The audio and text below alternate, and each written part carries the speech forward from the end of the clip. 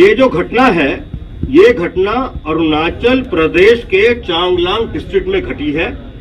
ये घटना 21/12/20 की है, जिसमें संदिग्ध उल्फा के जो उग्रवादी हैं उनके द्वारा 2 लोगों का अपहरण किया गया। कंपनी में वो काम करते थे और उसके बाद फिरौती की मांग की गई।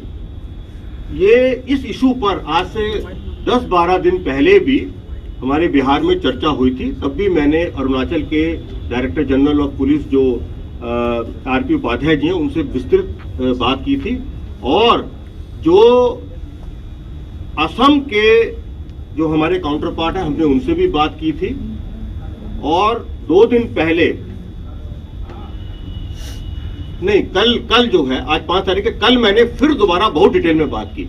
मैं केवल आपको यही कहना चाहूंगा कि ये एक जो घटना हुई है, दुखद घटना है, ये अरुणाचल प्रदेश में घटी है और वहां का बहुत इलेबोरेटेड सिक्योरिटी सिस्टम है, जिसका नाम जो है वो ऑपरेशनल कमांड है, और उसमें आर्मी भी इन्वॉल्व रहती है, जो डिस्ट्रिक्ट पुलिस है वो भी इन्वॉल्व रहती है, और जितने हमारे सीएपीएफ है वो भी इन्वॉल्व होके और एक समेकित तौर पर वो पूरा का पूरा अभियान चलाते हैं। इस पर्टिकुलर मामले में पिछले 1-1.25 महीने से लगातार ये अभियान चल रहा है। इसके अंदर हेलीकॉप्टर्स का इस्तेमाल हुआ है, इसके अंदर ड्रोन्स का इस्तेमाल हुआ है, और इसके अंदर जो नाइट विजन युक्त ड्रोन्स होते हैं उसका भी इस्तेमाल हुआ है, और पूरा प्रयास हो रहा है कि किसी तरह हम जो है और जो सिक्योरिटी फोर्सेस हैं वो इन लोगों को अपराधियों के चंगुल से छुड़ा लें।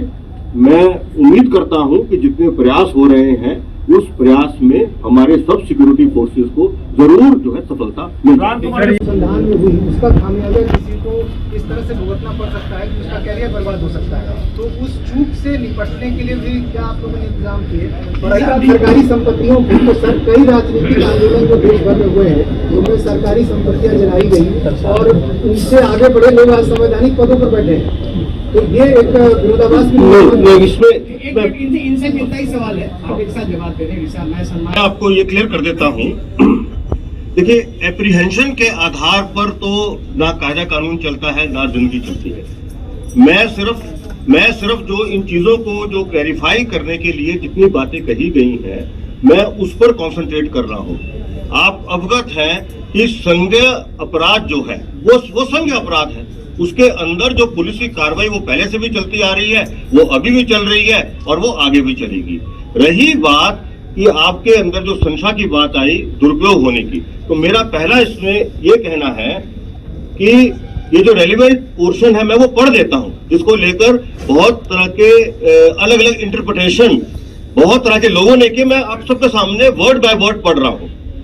यदि कोई व्यक्ति किसी विधि व्यवस्था की स्थिति, विरोध प्रदर्शन, सड़क जाम इत्यादि मामलों में संलिप्त होकर किसी आपराधिक कृत्य में शामिल होता है, तो पहले इसको क्लैरिफाई सबको कर देना चाहिए कि किसी के विरोध प्रदर्शन, किसी को इवन सड़क जाम करने पर भी कोई उस पर कार्रवाई नहीं हो रही है। वो उसका डेमोक्रेटिक राइट है, और हम लोग जो है एक डेमोक्रेटिक वेलफेयर स्टेट के अभिन्न अंग हैं।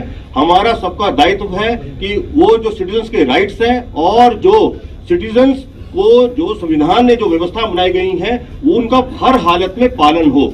लेकिन सिटीजन्स के राइट के साथ साथ हल्का सा ड्यूटीज की बात भी होनी जरूरी है। उतना भर मैं बात सिर्फ कहने की कोशिश कर रहा हूं।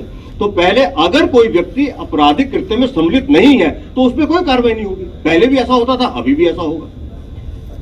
अब फिर आगे लिखा है, और उसे इस कार्य के लिए पुलिस द्वारा आरोप पत्रित किया जाता है। तो ये भी बहुत इंपॉर्टेंट बात है।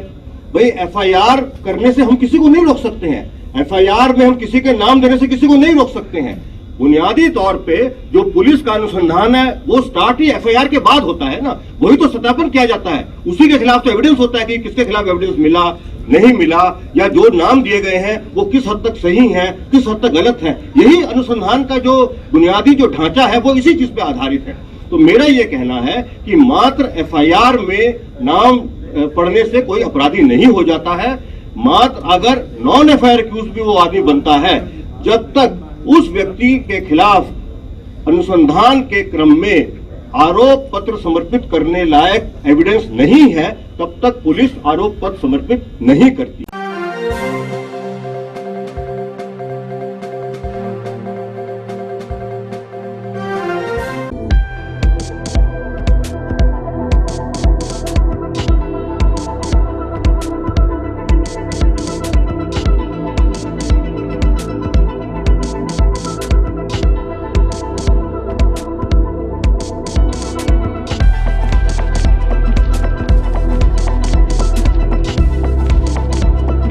पटना का सबसे stylish essence unisex salon, grand apartment, Fraser road, Dak Bungalow road, Patna.